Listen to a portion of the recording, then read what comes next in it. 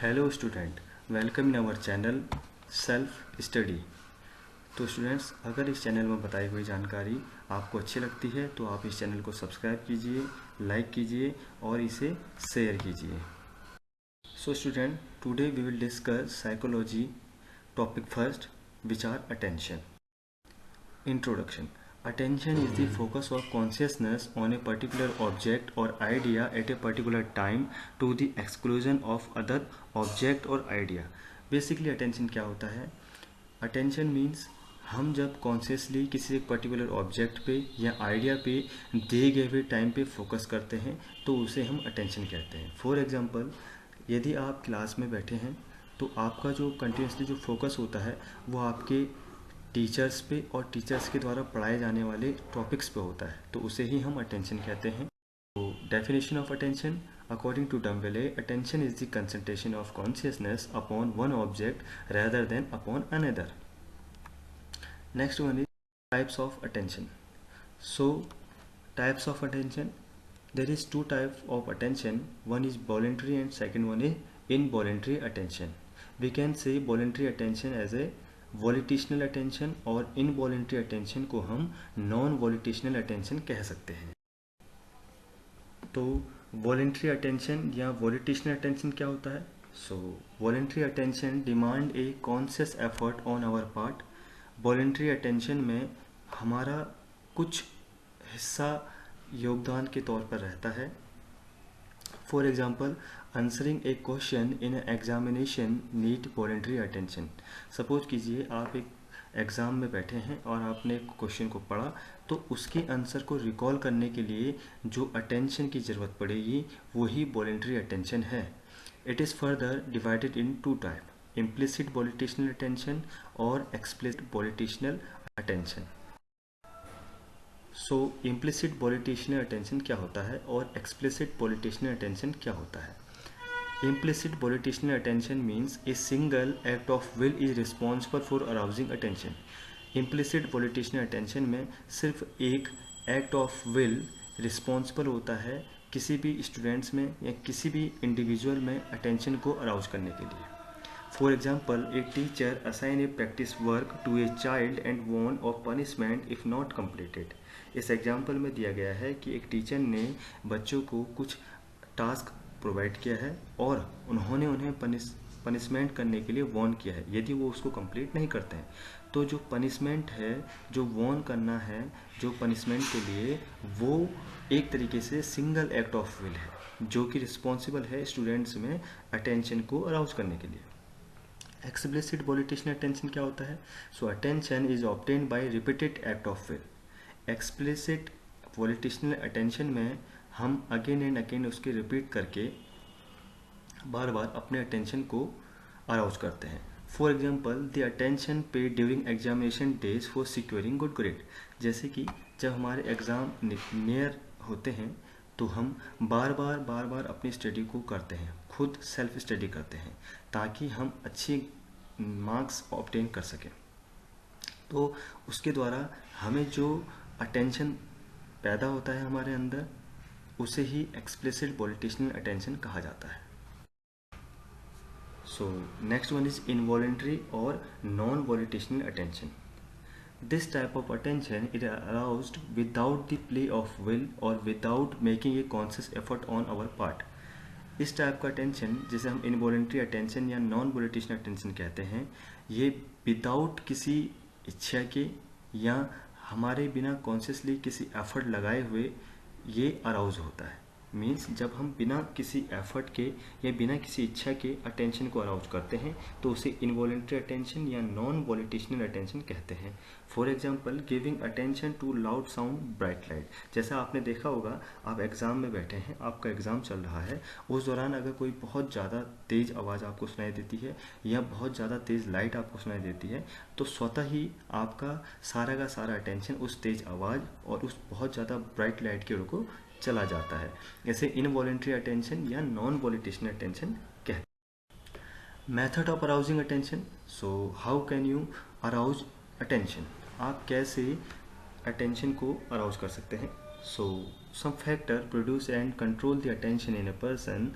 These factor classified as external factor, that's called objective, and internal factor, that's called subjective. So दो तरीके के factor होते हैं जो आप में अटेंशन को अराउज करते हैं. पहला आपका है एक्सटर्नल फैक्टर और दूसरा आपका है इंटरनल फैक्टर.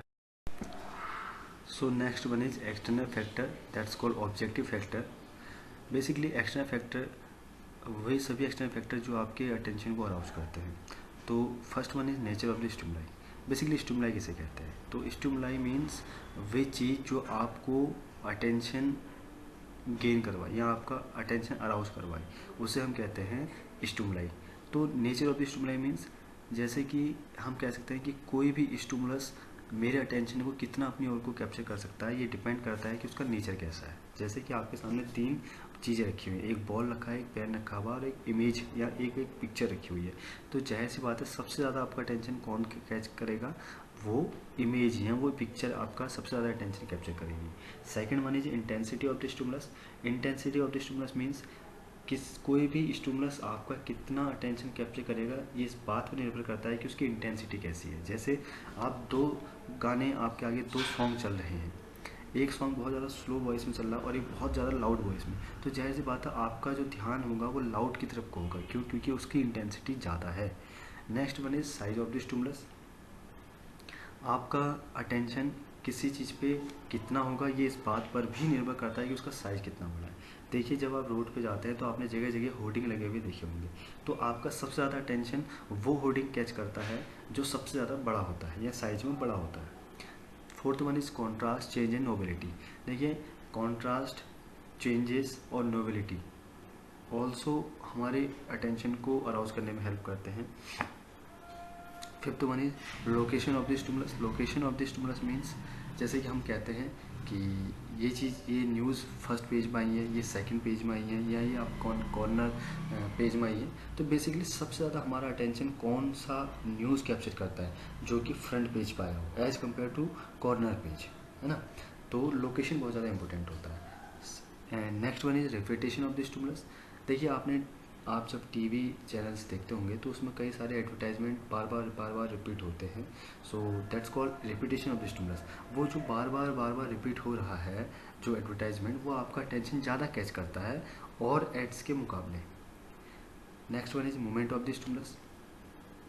देखिए स्पेशली अगर कोई स्टिमुलस एक जगह पे स्थिर है तो वो आपका अटेंशन इतना नहीं कैप्चर कर पाएगा जितना एक मूवमेंट करने वाला स्टिमुलस कर सकता है. जैसा अगर आप एक रोड पे कहीं खड़े हैं और आपके सामने से बहुत तेज़ी से कोई बाइक जाती है, तो जाहिर सी बात है आपका सारा का सारा अटेंशन उस बाइक की तरफ को होगा. That's called movement of the stimulus. And last one is isolation of the stimulus. Isolation means जब हम किसी स्टिमुलस को आइसोलेट कर देते हैं तो वो हमारा अटेंशन कैप्चर करता है. देखिए कैसे. बेसिकली आपने एक टीचर ने अपने स्टूडेंट को क्लास के कॉर्नर साइड में बैठा दिया, तो अब जितनी भी फैकल्टी या जितने भी स्टूडेंट्स उस क्लास में एंटर होंगे तो वो सब का ध्यान सबसे पहले कहाँ जाएगा? उस बच्चे पे जो कि एक कॉर्नर में बैठा हुआ है. That's called isolation of the stimulus. तो those all are factor which are external factor which affect your attention. Next one is internal factor, that's called subjective factor. इसमें सबसे पहला आपका आता है इंटरेस्ट. देखिए अगर आपको किसी चीज़ में बहुत ज़्यादा इंटरेस्ट है तो आप उसमें बहुत ज़्यादा अटेंशन पे करेंगे. जैसे हमें मूवी देखना बहुत ज़्यादा पसंद है तो जाहिर सी बात है हम उसको बहुत ज़्यादा अटेंटिव होकर उस मूवी को देखेंगे. Second one is motive. यदि आपको किसी काम को करने के लिए आपके पास मोटिव है तो आप वहाँ पर अटेंशन पे करेंगे. जैसे आप अभी खाना बनाने में बहुत ज़्यादा ध्यान दे रहे हैं, क्यों? क्योंकि आपके पास मोटिव है. क्या मोटिव है? आपको भूख लग रही है, मीन्स हंगर मोटिव है. आप पानी के लिए आपको बहुत ज़्यादा मोटिव है, आपको थ्रस्ट मोटिव है, तो आप उसके लिए बहुत ज़्यादा अटेंशन पे करेंगे. मेंटल सेटअप मीन्स आप माइंड सेट करते हैं. जैसे माइंड सेटअप जो होता है आपका वो अटेंशन को अफेक्ट करता है. जैसे आपने माइंड सेटअप कर लिया है कि आपको एग्जामिनेशन के दौरान अच्छे से पढ़ना है ताकि आप अच्छे मार्क्स को गेन कर सकें, तो आप अपना ज़्यादा से ज़्यादा अटेंशन आप अपनी पढ़ाई को देंगे. That's called mental setup. Next one is past experiences. Past experience also affect your attention. If you have some pleasure past experience, so definitely you will pay better attention. Next one is emotion. Emotion भी आपके attention को affect करता है। यदि आपको किसी चीज़ को करने से बहुत ज़्यादा खुशी या प्लेजर मिलता है तो जाहिर सी बात है आप वहाँ पर अटेंशन पे करेंगे। यदि आपको किसी चीज़ को करने पे खुशी नहीं मिलती है या आपको प्लेजर नहीं मिलता है तो आप उस चीज़ को अटेंशन वहाँ पे नहीं करेंगे। Next one is habit.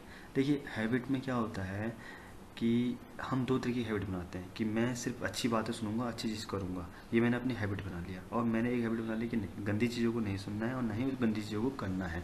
तो जाहिर सी बात है जब मेरे आगे अच्छी चीज़ आएंगी, अच्छी चीज़ करने का मौका मिलेगा तो मैं वहाँ पर अटेंशन दूंगा। और जहाँ पर मुझे गलत चीज़ें सीखने को मिल रही है या गलत चीज़ें देखने को मिल रही है तो जाहिर सी बात है मैं वहाँ पर अटेंशन नहीं दूंगा। तो हैबिट भी आपके अटेंशन को अफेक्ट करता है। Next one is aim. यदि आपका एम है कि आपको एग्ज़ाम में बहुत अच्छा मार्क्स जो है लाना है तो आप जाहिर सी बात है आप अपनी पढ़ाई पे ज़्यादा फोकस होके ज़्यादा अटेंशन दोगे। मीनिंग यदि आपको किसी चीज़ कोई चीज़ आपके बहुत ज़्यादा आपके लिए मीनिंगफुल है तो आप उसके लिए अटेंशन दोगे। अगर आपको लगता है कि वो चीज़ आपके लिए मीनिंगफुल नहीं है तो जाहिर सी बात आप वहाँ पर अटेंशन नहीं दोगे।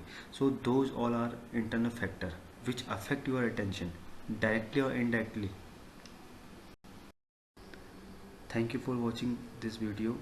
यदि आपको ये वीडियो अच्छी लगी हो तो प्लीज़ इस चैनल को सब्सक्राइब कीजिए, लाइक कीजिए और इसे शेयर कीजिए। और यदि आपको कोई डाउट हो या आपको कोई चीज़ पूछनी हो तो आप कमेंट सेक्शन में जाके पूछ सकते हैं। Thank you.